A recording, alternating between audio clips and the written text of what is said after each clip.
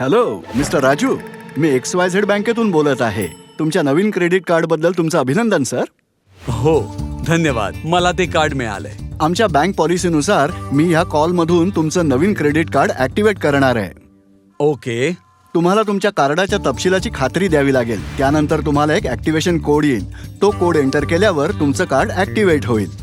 ठीक आहे, प्लीज माझं कार्ड ऍक्टिव्हेट करा. तुमचं नाव राजू देशपांडे आणि तुम्ही लोअर परळ मुंबईमध्ये राहता. अगदी बरोबर. तुमच्या कार्डचा नंबर 45 ने सुरू होतो. कृपया नंबर कन्फर्म करा. सांगतो ना, नंबर आहे 4500. कन्फर्मेशन बद्दल धन्यवाद.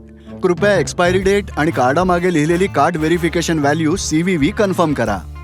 हो, एक्सपायरी डेट आहे 0125 आणि 111 हा CVV नंबर आहे. कन्फर्मेशन बद्दल धन्यवाद सर. फायनल ऍक्टिव्हेशन साठी तुम्हाला एक SMS मिळाला असेल. कृपया तुमच्या फोनवर आलेला कोड कन्फर्म करा.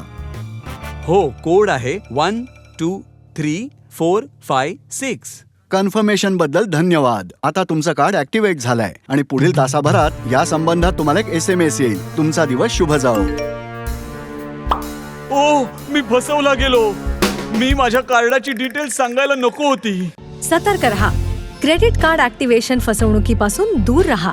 काय करावे? कार्ड किंवा बँकेचं खातं किंवा UPI सर्व्हिसेस ब्लॉक करण्यासाठी बँकेला कॉल करा, ज्यामुळे पुढील नुकसान होणार नाही. घटना कळवण्यासाठी तुमच्या होम ब्रांचला ईमेल किंवा लेटर लिहा अथवा भेट द्या.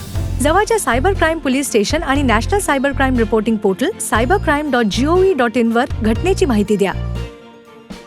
तुमच्या मोबाईल बँकिंग ऍप्लिकेशनद्वारे क्रेडिट कार्ड्स ऍक्टिव्हेट करता येतात. काय करू नये? तुमच्या कार्डाचा तपशील आणि OTP कोणालाही शेअर करू नका. बँक कधीही OTP विचारत नाही. क्रेडिट कार्ड ऍक्टिव्हेशनसाठी अनोळखी कॉलर्सवर विश्वास ठेवू नका.